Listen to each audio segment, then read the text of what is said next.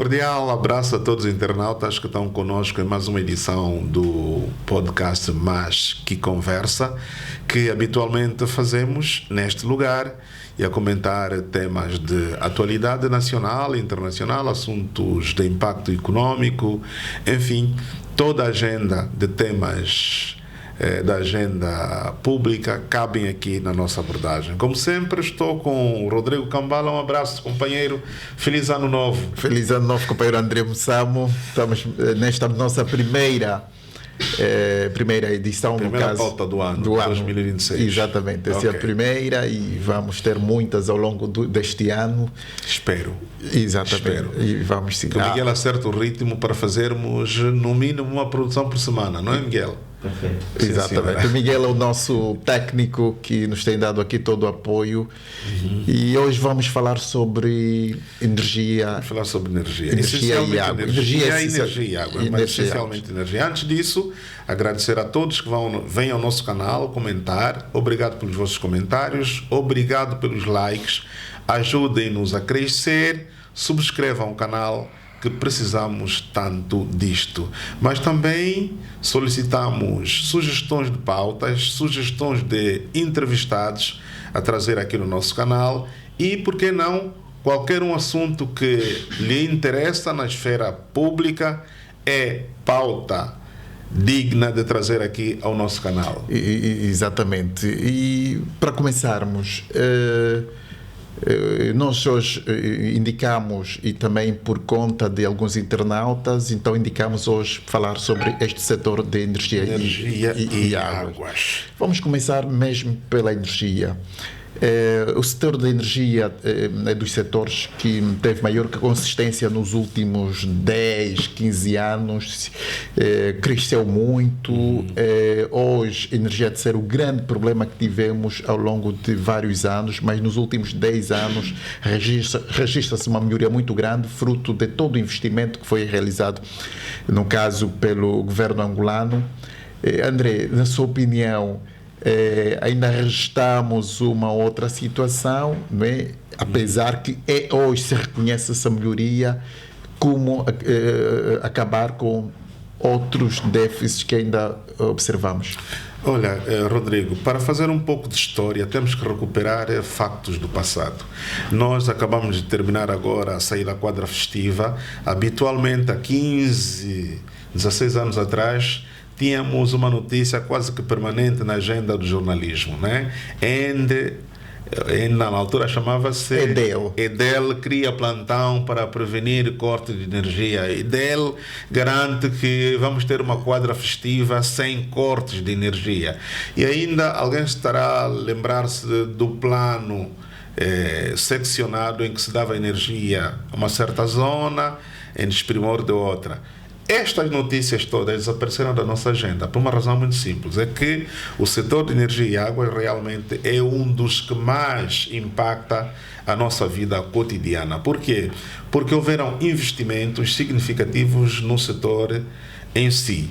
Particularmente o momento de corte é o da entrada em serviço da barragem de Lauca. Lembram-se que em 2012, 2013 tivemos uma crise hídrica muito grande. Eu, por acaso, escrevi na altura reportagens, fui com a equipa do setor e consegui atravessar o rio Kwanza sem passar por uma ponte. O leito do rio era tão minguado, tão baixo, que se podia passar de uma margem para outra. Nesta altura, a produção baixou bastante. Nesta missão em que foi o ministro, fomos até Capanda e a questão, a reza permanente era: por favor, São Pedro, abra as torneiras, que os rios estão a ficar com pouca água e as barragens a produzirem pouco. Depois, esta crise passou, houve um incremento, o ritmo das quedas pluviométricas voltaram ao normal e as albufeiras voltaram a encher e esse problema, felizmente, passou. Foi um alerta, mas passou. E naquela altura eu perguntava, numa das entrevistas ao ministro, se isso nos voltasse a acontecer e fosse mais severo, qual é que seria a alternativa? E lembro-me que o ministro na altura disse que a alternativa que estava a ser equacionada para o setor é aproveitar o sol e o vento que também são duas fontes de produção energética. Energia, felizmente, eólica e energia solar.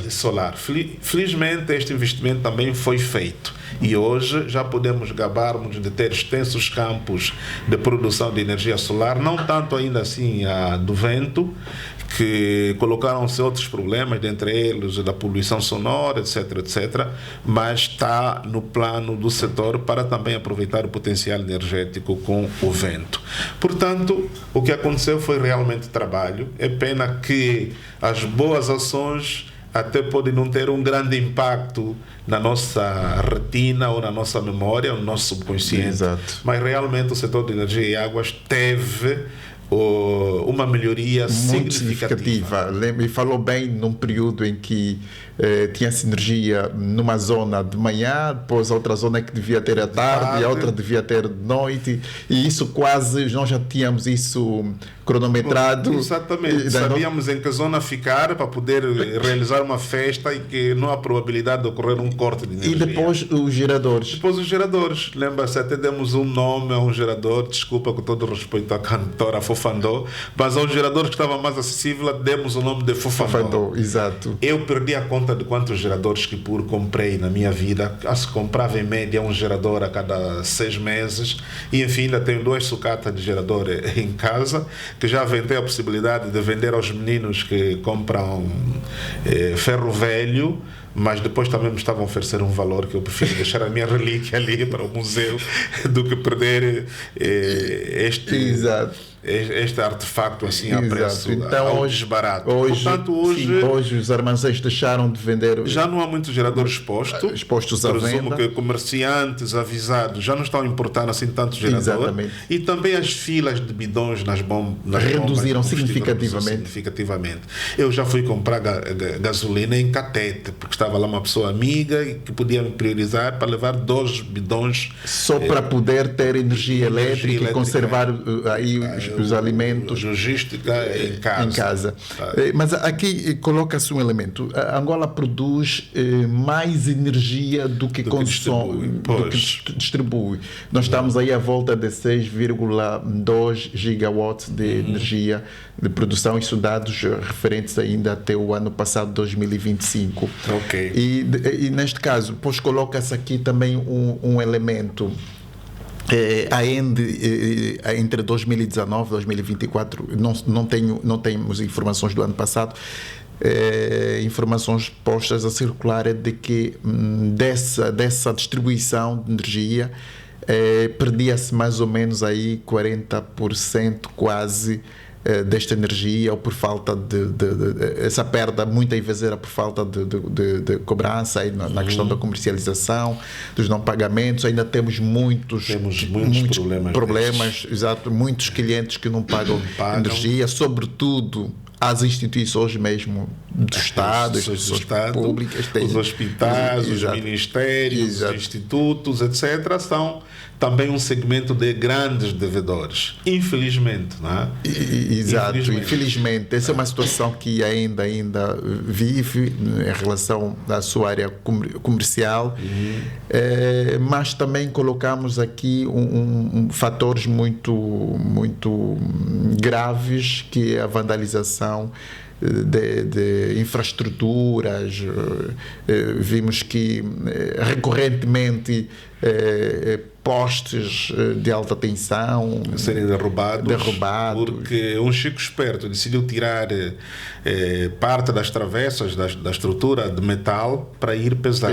Mas antes disso, Kambala, deixa eu só trazer um elemento novo. É que também sempre foi admitido pelo setor que um dos principais problemas que estava a montante da produção seria a distribuição, não é? Da maneira desordenada como cresceu a nossa estrutura residencial, não permitiu que a rede de distribuição acompanhasse o ritmo. Aliás, vê-se hoje nos nossos MUSECs, quando se quer colocar uma estrutura de fornecimento de energia mais regular, mais elaborada, há postos que depois ficam em sítios inapropriados, ficam em quintais.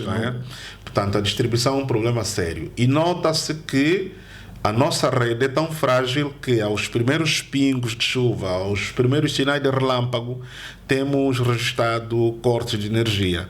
Em parte por precaução, porque também quando se tem zonas energizadas e depois há chuva, o risco de acidentes com pessoas imprudentes é maior.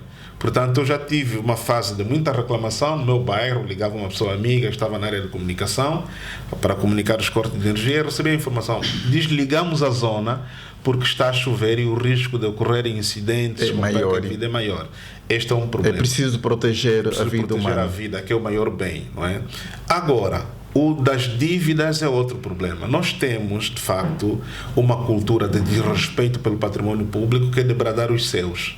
Eu mesmo já fotografei pessoas a subirem impostos para fazer gato. Eu conheço pessoas, convivi com pessoas nas zonas residenciais em que passei, que decidem montar uma oficina de serralharia que tem um alto consumo de eletricidade, não fazem um contrato apropriado para isso. Aqui nos nossos museus, nos arredores, sabemos. Eu, no meu bairro, sou conhecido pelo meu apego ao equipamento que serve à zona onde resido.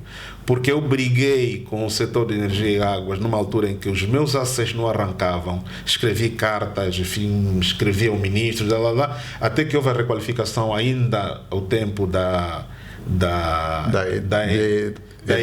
IDEL, e foi colocado um transformador para servir melhor a minha zona, e hoje não me queixo de potência, porque até no passado tinha um contrato trifásico, mas agora mesmo com monofásico tenho o conforto que desejo. Mas o nosso maior perigo, o nosso maior problema somos nós, os cidadãos.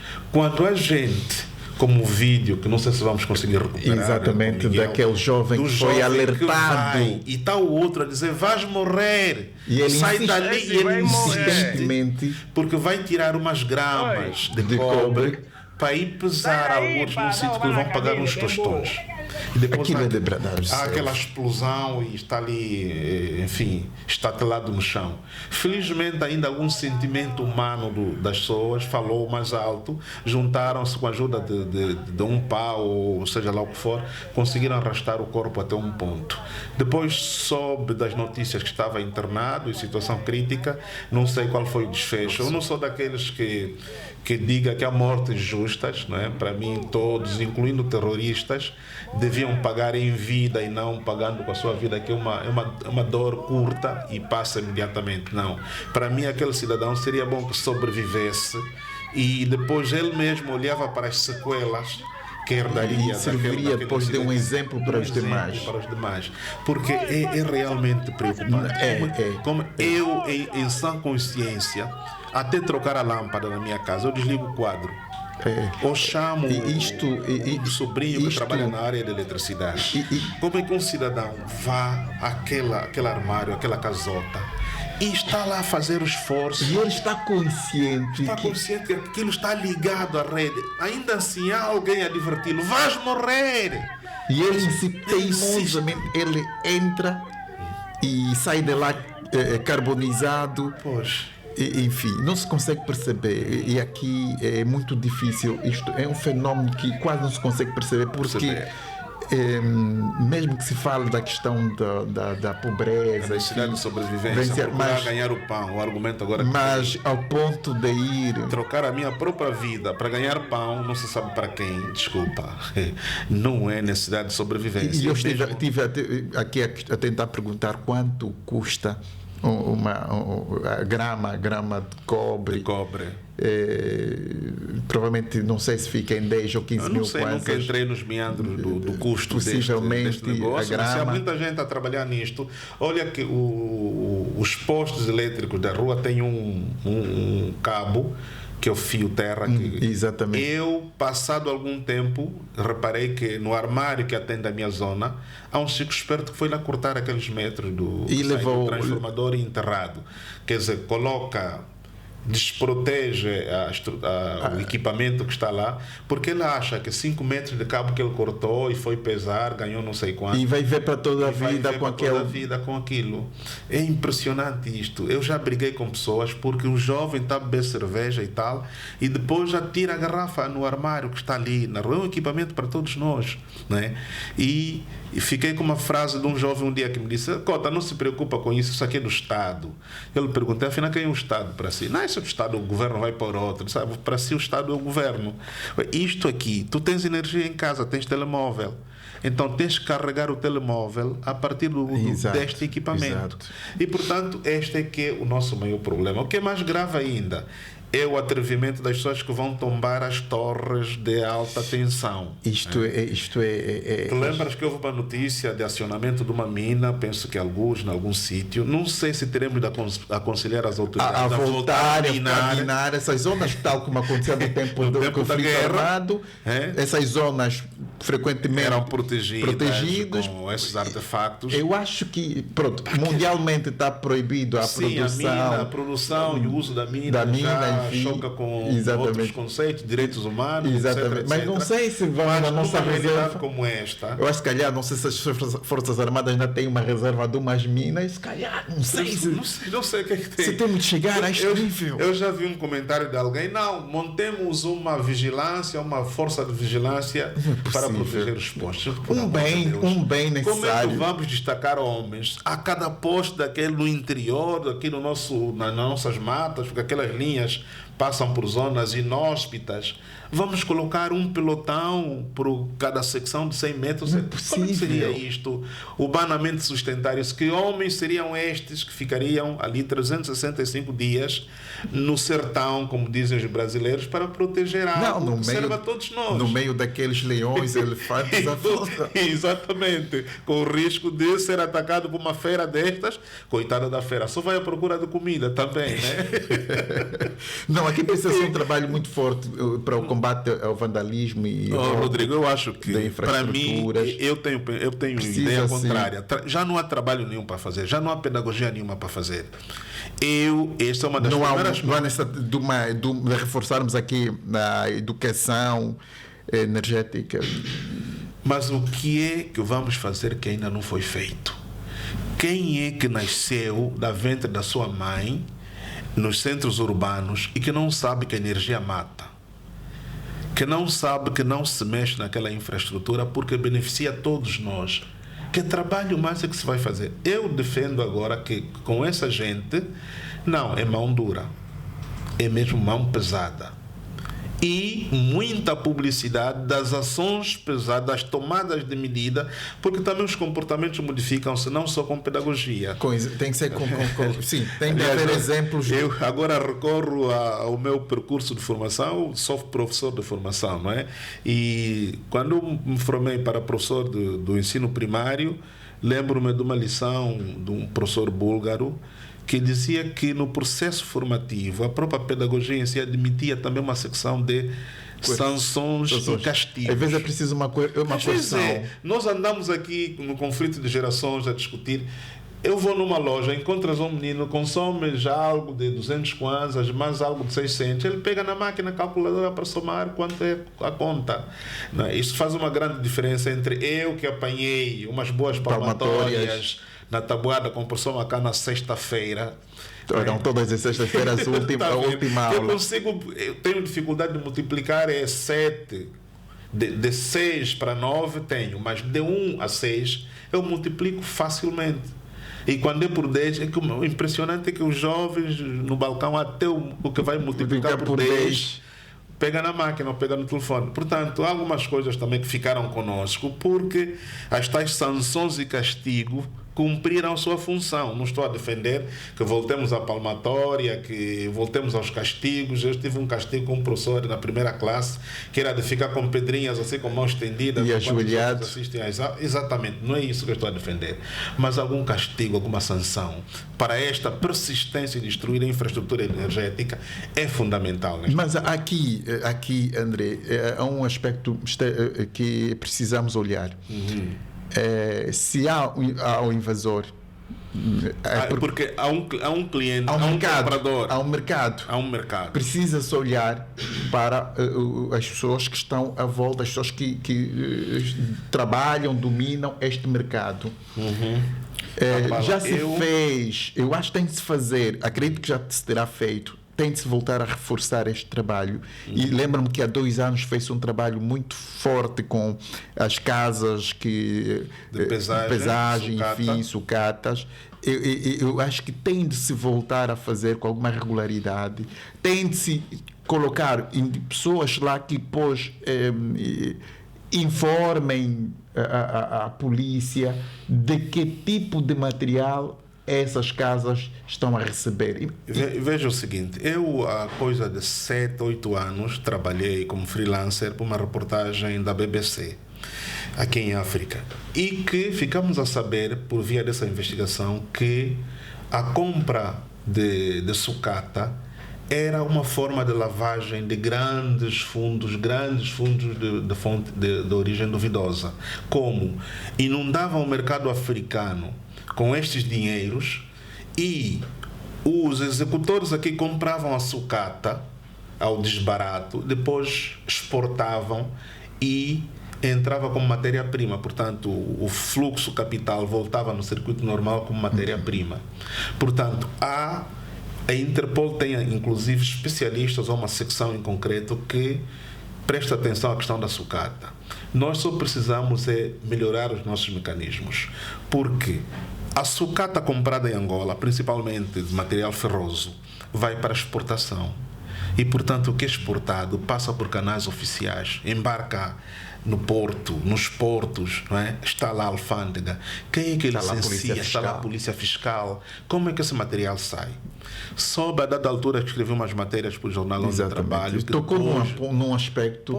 Como é que este material sai? Como é que este cobre sai? Como é que sai? E o que se rouba? Eu perdi 100 e tal metros de cabo de uma casota que eu tenho aqui, arredores, no Bita Tanque. Mesmo depois de conseguir localizar o autor do furto, o material perdeu-se porque o cabo foi apreendido. Depois eu fui reclamar para repor o cabo, a polícia disse não, é material de prova para etc, etc. E tenho a casa às escuras porque um chico esperto foi lá cortar os 100 metros que eu tinha comprado, novo, e pronto. E qual é que é o mercado desse material? É no informal. Vamos aqui pertinho, aqui do nosso estúdio, vamos à secção de eletricidade, vamos encontrar cabos reciclados a serem vendidos.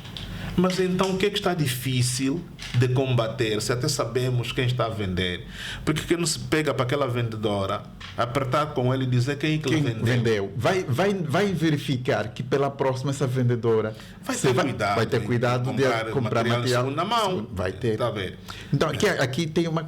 E quando falou dessa questão, eu vejo aqui com muita preocupação, de ser um canal para a reintrodução lavagem, de dinheiro sujo ao circuito financeiro. Exatamente, para se fazer alguma lavagem aqui, extremamente perigoso. E depois olho para as principais figuras que estão inseridas neste mercado de pesagem ou de aquisição desse material que é vandalizado em espaços ou em objetos públicos, em objetivos públicos, melhor. São estrangeiros, maioritariamente. Sim, são estrangeiros. Então, eu olho aqui e começo aqui, olho com muita preocupação. Isso é uma máfia. Começo a olhar que aqui há uma máfia muito forte. Com mão angolana que protege esta máfia. Essa máfia. Não tenhamos então, tem que se ter muito cuidado de que esta vandalização está a ocorrer e tem aqui uma mão invisível que trabalham profundamente na lavagem de dinheiro. Então, eu começo aqui a olhar de outra forma. Olho com muita preocupação nós estamos a ser utilizados, que o nosso país está a ser utilizado para alguma máfia. A reintrodução destes dinheiros sujos no circuito que depois normal. não sabemos também depois onde é que depois este dinheiro vai parar. Há preocupação. Agora estamos novamente na tal lista cinzenta, né? Estamos no limite ali com o GAFI. Portanto, essa gente circula muito dinheiro no informal, no mercado negro. Há muito dinheiro. E, portanto, as autoridades não podem ficar concentradas só, por exemplo, a controlar as contas das ONGs, os NIFs, etc. Porque há várias formas de... Sim. A minha pergunta é esta. Eu acho que, nesta altura, o ministro da Energia já devia perguntar aos seus homólogos que têm essa outra responsabilidade, os outros pelouros. Já devia ter montar um sistema. Sim. E veja que já devia ter mesmo. Agora, no final do ano, o Ministério anunciou que são 50 milhões de dólares de percas que o setor registra com esta vandalização. É muito. Ouvi também uma declaração um pouco ambígua, penso que do Ministro de Estado, da Casa Civil, a dizer que a vandalização tem alguma mão, qualquer coisa quis insinuar, alguma coisa que a vandalização, me pareceu que a tendência era puxar para o setor político. Não tem. A intenção, a mão política Exatamente. no processo de vandalização. Não, por amor de Deus. Não. Se é um partido aposta em pagar vândalos para destruir a infraestrutura de energia, não é partido. Temos que bani-lo, temos que ilegalizá-lo e prosseguir. E já devíamos... Enfim, há aqui uns pensinhos quentes que se distribuem e tal, meias palavras para dizer uma verdade. Aqui temos que chamar as coisas pelo nome. Pelos nomes. Se há certeza de que é um partido a pagar vândalos, esse partido já estaria... Tem que ser ilegalizado. Não pode. Não podemos Agora, eu fico aqui a pensar comigo mesmo. Então, fala-se de que é um partido... Eu já ouço isso há anos. Onde é que está? Onde é que está essa mão? Não, peguem nesta mão. Peguem nessa mão, tragam-nos... Inutilizem. E nós vamos lixá-lo publicamente, ou seja, lá, o que é que vamos fazer dele, mas a verdade é que nós estamos aqui porque temos energia estável a iluminar o estúdio, a alimentar os equipamentos. Vem alguém que quer alcançar o poder e tome como ação política destruir o PT que me está a fornecer energia. Por amor de Deus, onde é que estamos? Na selva, mesmo na selva, o leão põe ordem. Eu começo aqui a olhar muito mais por aqui e por aquilo que o André falou agora. A gente a lavar dinheiro por via... É um negócio informal, pega-se mão de obra barata, que são os miúdos, e olha que é outra consequência. Os nossos miúdos vão às lixeiras... São menores. Pegaram aí artefatos que não explodiram durante a guerra, tivemos mortes aqui. É uma febre de procura de metais, que há meninos que apanharam mina e depois explodiu a mina, porque queriam abrir para tirar o que tem dentro, etc, etc. No fundo, há aqui um crime público e um crime hediondo. Como é que se permite que essas casas comprem este material a crianças de 10 anos, 9 anos? Como é que menores de 9 anos, 10 anos tu veja, não sei vão para essas casas vender? Já viste. Eles amarram um alto-falante por causa do ímã e andam ali às voltas pelo perímetro do Museque a arrastar para que os metais sejam atraídos pelo ímã, para ele fazer o mínimo de 1 quilo para ir a estas casas. Como é que um menino de 9 anos... Tanto saber que uma criança que devíamos explorar para fazer dele um cientista, transformar em mão de obra barata de traficantes, de mafiosos, que não sabem como reintroduzir os dinheiros sujos que têm no circuito e decidiram que pelo negócio da sucata podem. E alugamos armazéns, Viana é um exemplo disto, a meia volta quando alguém acorda bem disposto a uma operação de encerramento dos armazéns de pesagem e tal, mas andam por ali.